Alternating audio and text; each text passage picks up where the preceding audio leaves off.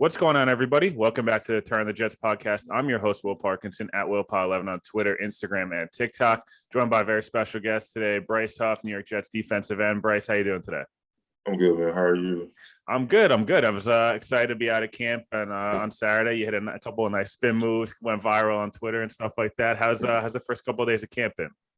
Oh, it's been great. Been learning a lot, getting acclimated to the defense, and just moving and getting ready for camp. Getting ready for the season. Has there been a big adjustment period? This thus far, obviously going from a defensive coach like Greg Williams to a guy like Robert Saleh, Jeff Ulbrich. Like how's that transition been from your rookie year until now? It's pretty much been a seamless transition. All of our new coaches they came in here knowing what they want from us, and they're looking forward to. They're always looking forward to like helping us get better every day. So it's been a really good transition, just working with them and just growing as a player. Wanted to kind of take you back, and then we'll get back into the season. But obviously, coming in as an undrafted free agent, and as much as people say, I don't want to make it too much of an underdog story, because there is a lot of guys that, later round picks, undrafted free agents that not only make the league but end up being Hall of Fame, level players. So it's becoming more and more of a kind of a known thing. But what was that, process kind of like, draft day, hopefully hearing your name called, and then you don't hear your name called? Is it just disappointment, or you're like, I'm going to go prove the rest of these teams wrong that I should have been drafted? Yeah, on draft day, it was just kind of like waiting, watching the draft, like cheering on my guys that did get drafted and stuff like that. And then like middle of the fourth quarter, they called me and they were like, we're going to try to pick you up, an undrafted free agency if you don't get signed. Because they ended up trading away all their picks. And then at that point, I was like, man, whatever happens, happens. And then I ended up not getting picked. So after that, it was just in my mind, just get to work. That was going to be my mindset regardless. But yeah, after the draft, it was really just go and just grind and control what I can control. I was going to say, it's in some ways, and as much as crazy as this sounds, it's almost better to be an undrafted free agent than get picked in the seventh round, where you kind of have the option of I can see where I want to be. I can see who really wants me. And then the Jets, obviously, were able to give a good amount of guaranteed money at the time for an undrafted free agent. I know they diffed to Isaiah, I believe, this year as well. So it's something that, it's super interesting. And you obviously were able to have a big impact last year and show some flashes. What was that welcome to the NFL moment for you? Was it something in training camp, or was it during a game where you're like, wow, I'm in the league and this is real?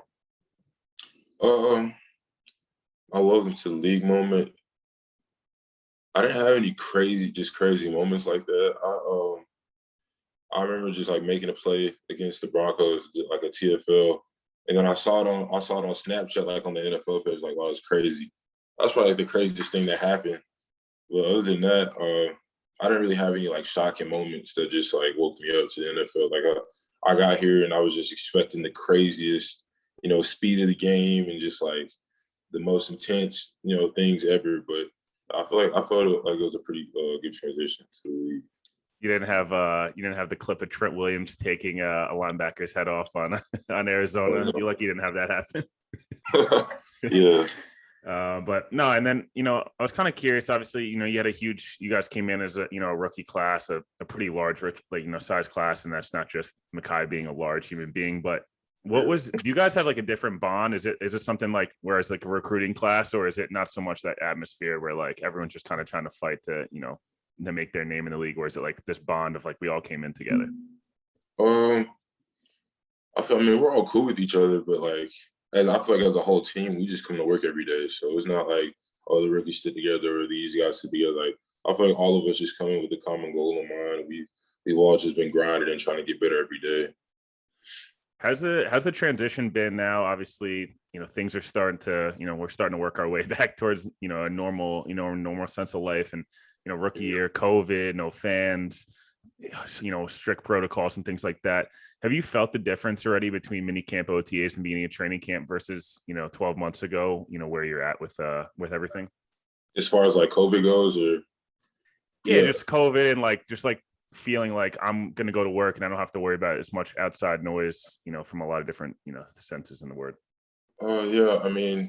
As far as the COVID regulations, everything's relaxed with the new vaccine rules. And so I myself have gotten the vaccine, so I have like all the like it's just like normal life for me at this point. So I mean, it's been pretty good getting back to normal, not having to wear a mask everywhere, and just it's been pretty cool. But compared to last camp, I mean, that's probably the biggest thing. We had like 5 meetings a week about COVID protocols and like how to, stay within outside of 6 feet of each other, like wearing Connect on devices and stuff like that. I mean, we still have to wear them, but everything isn't as tense as it was when we first started.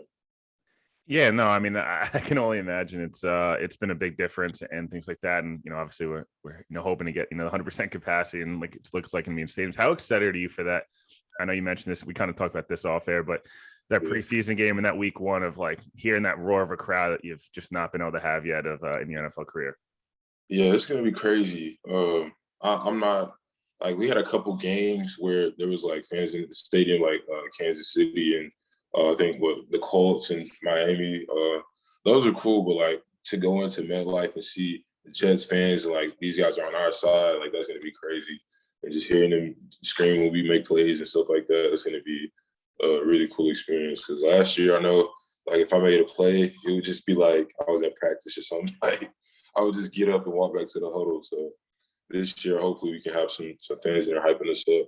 Yeah, you start hitting the sack dance and flexing, and literally nobody hears you. Like it's crazy. Watching even like the Olympics right now, like the dude who just won the 100-meter, like he ran 9.8, and like it's just white noise. And I was like, that's crazy to me. I don't know. It's weird.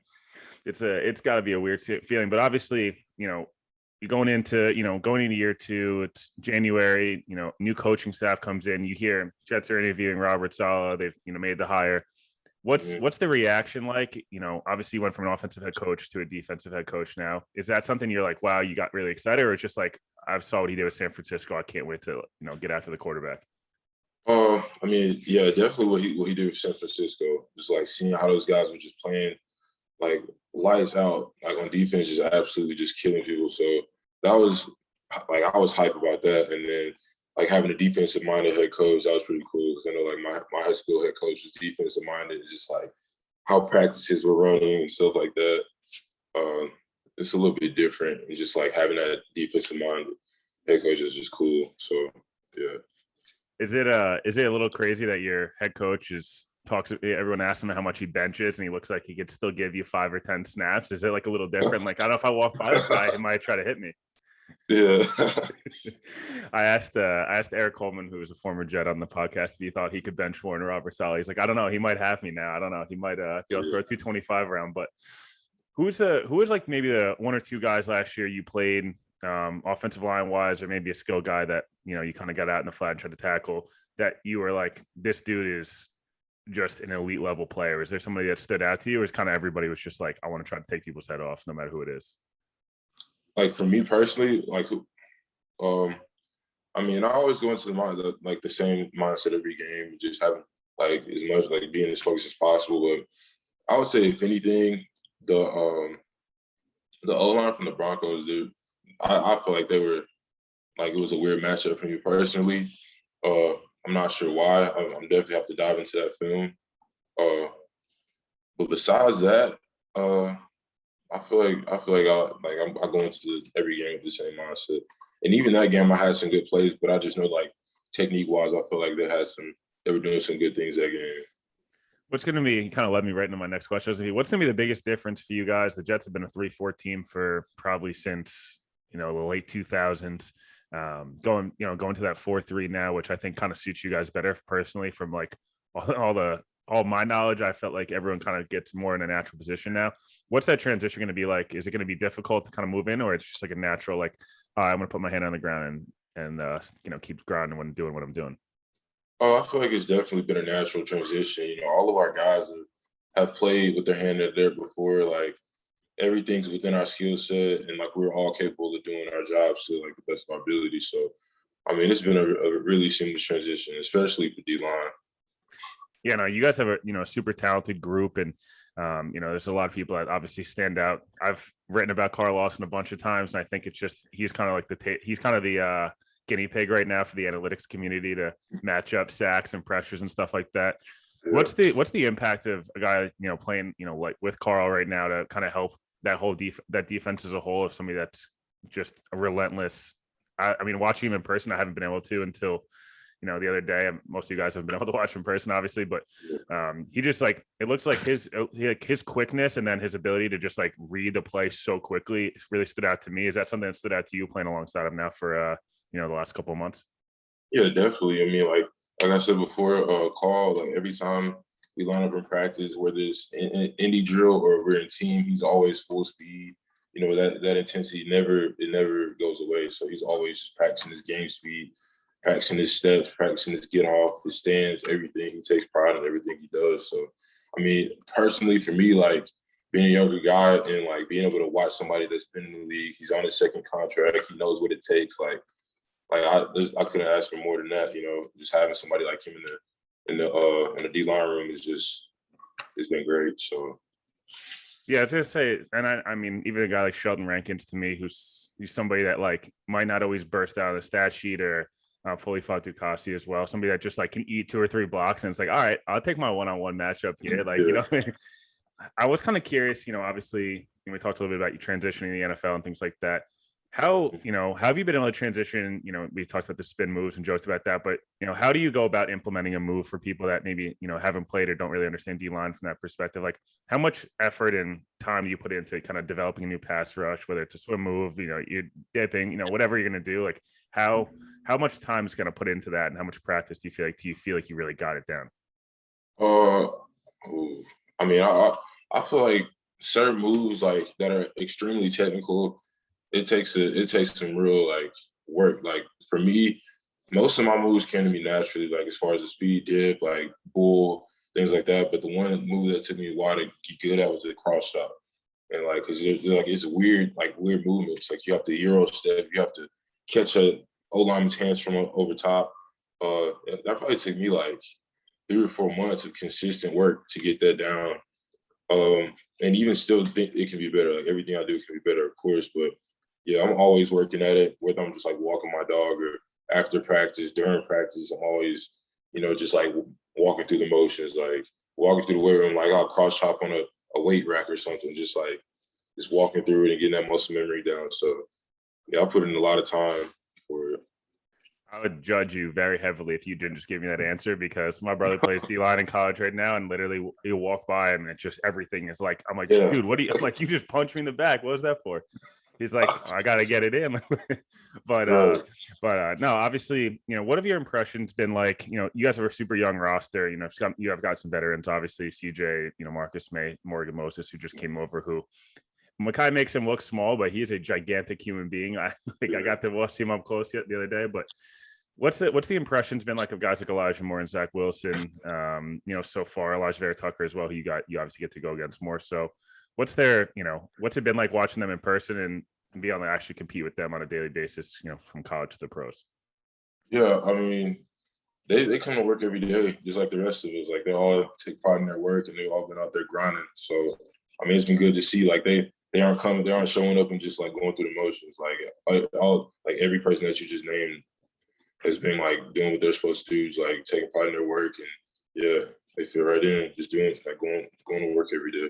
Did you guys give Elijah some shit the other day that he went out and just started chomping with the fans and getting the Jets chant, or everyone's kind of juiced up with it? Oh no, I saw the video. I thought it was pretty cool. I mean, it was cool. I don't know. I just, when you're a rookie or you're a freshman and stuff, like you just, no matter what you do, you're gonna get gas. So yeah, I mean, I don't think anybody was tripping about it. He was just out there having a good. We like to see it. Got the fans fired up. Obviously, you have pads coming on. This will be dropping Tuesday, but pads coming on tomorrow. What's the excitement level? Because I feel like as a D lineman, like right now, the line can kind of just grab you, and there's just no consequences at all. Yeah.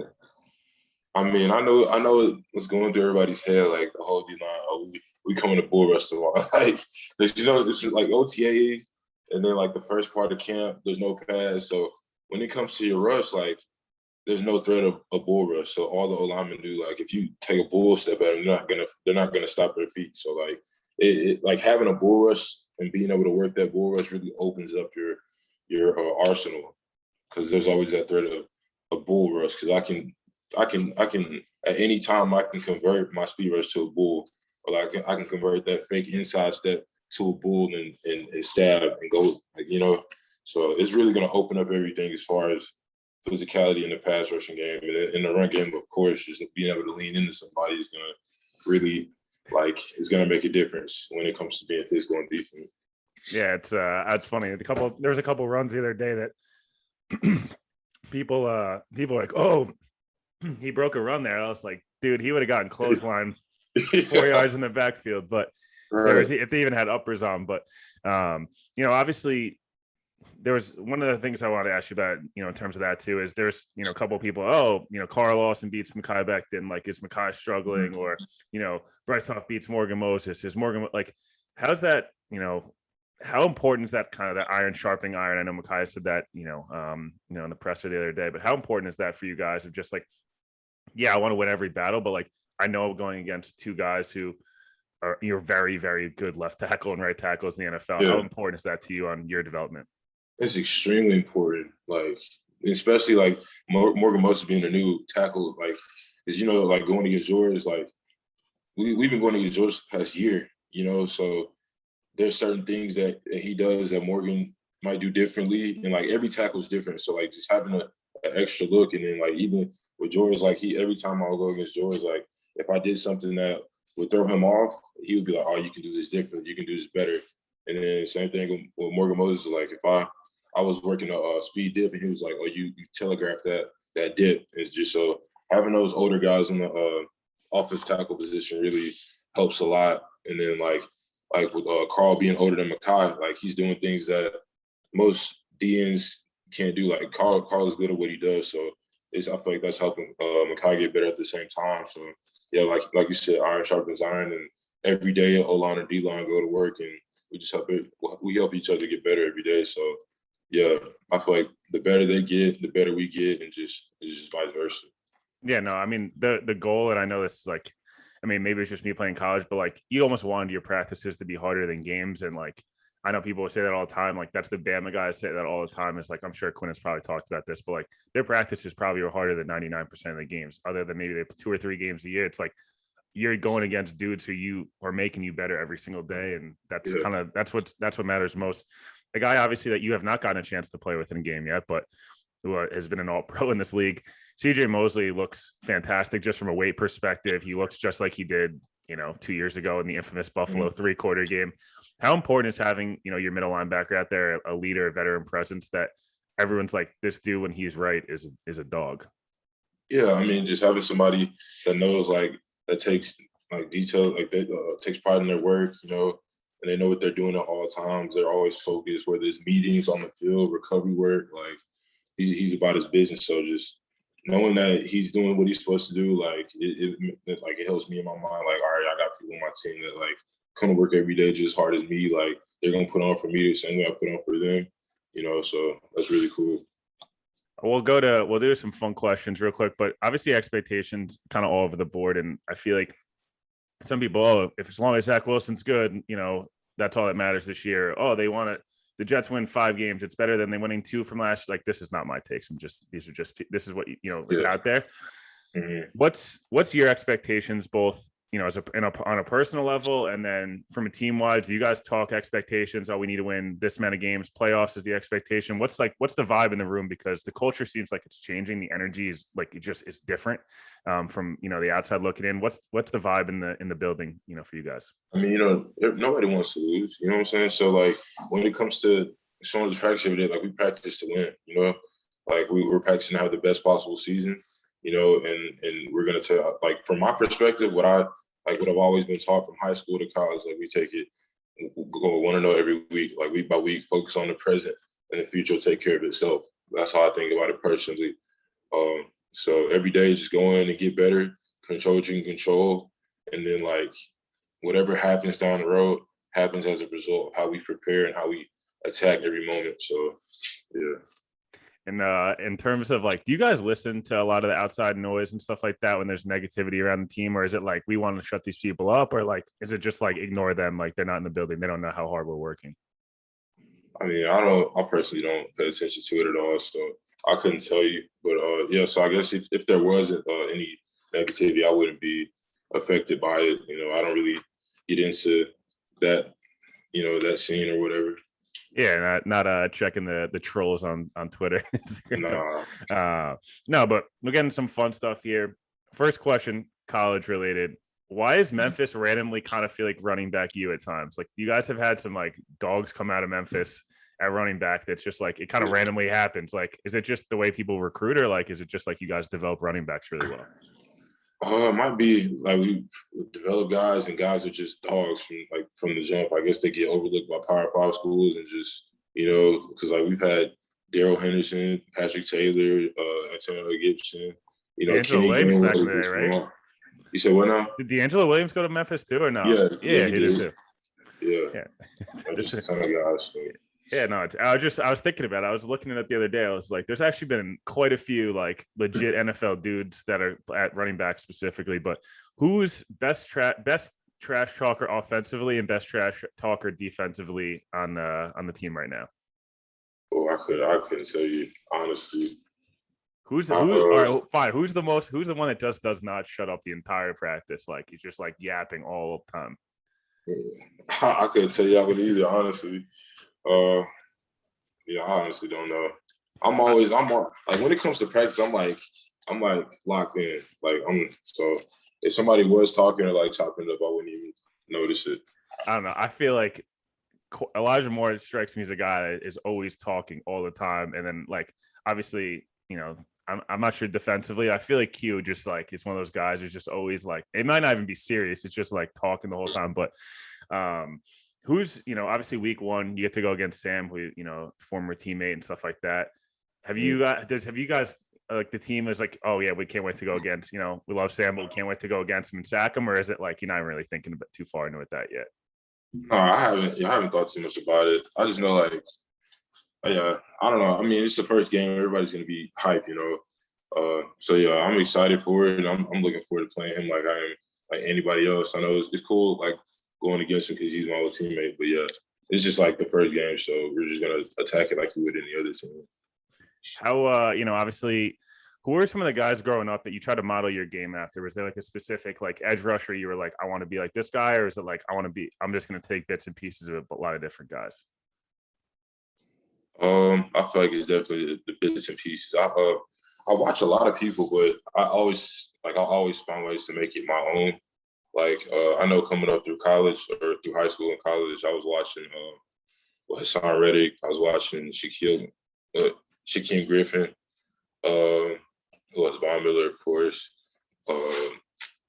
Khalil Mack, Yannick Ngakoue, like all those dudes. So all those guys are still in the league, So I was definitely modeling my game after them towards the end of my college career, and then especially now. But I found ways to make things my own in my own way. So yeah, no, that makes a ton of sense, and it's interesting. Like hearing everyone has their different guys they look to growing up, or like they end up getting in the league, and I'm like everyone. I feel like everyone defensive line wise always says like a few of the same guys, and everyone has their different techniques. Everyone I feel like always goes with JJ Watt, Aaron Donald, and Von Miller always pop up everywhere. But obviously you're not playing inside as much where Aaron Donald's is relevant. Yeah, but yeah, I watch a lot. I watch a ton of his tape too. So yeah. Are you starting to start training with knives and stuff like that, or no? You're gonna like that to Aaron Donald? No, I actually went and trained with Aaron Donald, with that guy that he was doing that with, Pootie Carson in Pittsburgh. So we were actually cool.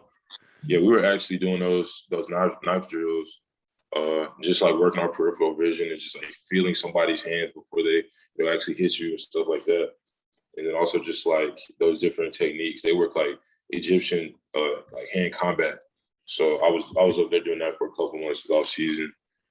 So yeah, that was pretty cool. So I guess I have to expect 20 sacks and be a first team All Pro this year. Where's favorite? I don't know if you're a big pizza guy. Obviously, New York's known for like pizza and bagels and all that stuff. Where's the spot you go to if you're going to get a slice of pizza, if you're in the city or whatever? What's your go-to place to get food? There was one spot I was going to last year. I went there a couple of times. I forgot the name, but I honestly don't have a go-to. I was setting you up perfectly. You could have nailed a crazy endorsement deal with whoever the deli or pizza spot was. Yeah, if I find out the name, I'll let you know. But I haven't been there in a while, but it was really good. I can't think of it. Everybody around here goes to Nona's though. No, that makes sense. Yeah, no, it's interesting. Like I don't know, the New Jersey, New York pizza and bagel beef and the whole 9 yards. Last couple quick things before we let you go. Obviously, what's the like best Robert Saleh moment that fans like don't maybe get to see? Because obviously, he's very outgoing. Like, has there been a moment where he's come over and like you just or said something, or there's been a line, or he did something funny that people kind of can relate to? Probably just like the stories like in the team meetings. They're always there's always like a cool message behind them, but they're always like really funny. Like he was talking to us about like these camels and like it was like an older mom camel talking to a son, like a baby camel, and they're like, why do we have these humps on our backs? And he was like, oh yeah, because we're desert animals, like we have water to store for months. It's like, why do we have these weird feet? And they're like, so you can walk in the sand, because we're desert animals, you have to be able to like trek long distances in the sand and stuff like that. And the mom was like all proud and stuff because she's a camel, like she loves being a camel, and like she takes pride in like who she is. And the baby camel was like, well, if we're desert animals, then why are we in the zoo? And so like I thought that was just hilarious. And then he just went on to talk about like the message behind it. So like he always has like these funny stories that always have messages. So I think that's pretty cool. Did you guys get to watch like some of the Flight 2021 stuff? Like, do you guys go and watch that stuff and the Jets put out some of that content, or is it kind of like, it's more for the fans and it's not really watching it as much? Like that like they put out that Flight 2021 YouTube documentary thing. It was like the 4-part of the offseason, stuff like that. Did you guys watch that at all, or not really?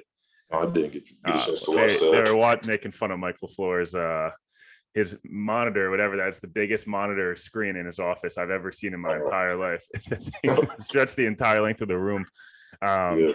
Last 2 things here. Obviously, week 2 home opener.